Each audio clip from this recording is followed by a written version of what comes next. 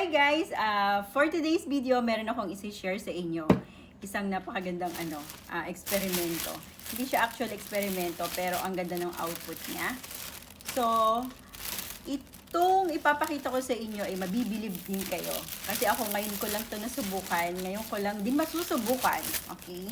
So, ito nga pala yung gusto kong ipakita. Okay. Alam niyo kung ano to? Ito ay isang uri ng corn na nagmula at galing pa sa bansang Japan. Pero, ngayon ko pa lang ito susubukan. So, tara.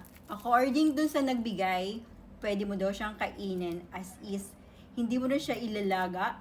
Hindi mo na siya lulutuin. Pwede mo na siyang kainin pagkabalat na pagkabalat mo. So, tara, pakita na. Pakita ko sa inyo. Kakainin ko talaga. Walang cut-cut. So, ito yun. Hindi ko na lang babanggitin kung sino yung nagbigay, pero nakaka-amaze, di ba? This is the corn. Okay. Ayan, totoong corn yan. Okay. So, pag binalata mo siya, ito yun. Ayan. Ganyan yung itsura niya. Totoo siyang corn. Di ba? Binabalatan mo pa lang, nakikita mo na para talagang naluto na siya, di ba? Kakaibang technology na daw ngayon. Sabi. Magaling talaga ang Japan. Pagdating sa ano. So, ibig sabihin, makakatipid ka na dito sa gasol. Hindi mo na kailangan lutuin eh. Di ba? So, ayan. Ito yun. Ito yung corn. Here. Ang ganda. At iba-iba pa yung kulay niya. May white talaga. At saka, pag hinawakan mo yung pinakabutil niya, para talagang naluto na siya.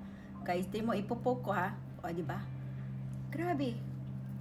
Maa-amaze ka talaga. Well, sa pagkakaalam ko lang, hindi ko pa alam kung saan may nabibiling ganito. Dahil binigay nga lang to sa amin and according to sa nagbigay, pwede mo daw kainin as is. Okay? Papatunayan ko sa inyo.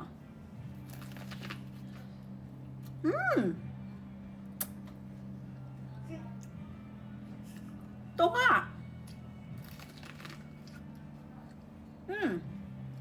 Pag kinagat mo, may tubig-tubig pa siya. My gosh. And, matamis talaga. Matamis, sweet corn nang galing sa Japan. Sweet. Tamis siya. Totoo nga. Hindi mo na kailangan lutuin. So, gusto niyo rin ba? Kagat na kayo dito. Copyright ka dyan, mami. Dito na lang. Pero ako ubusin ko to. Masarap ah.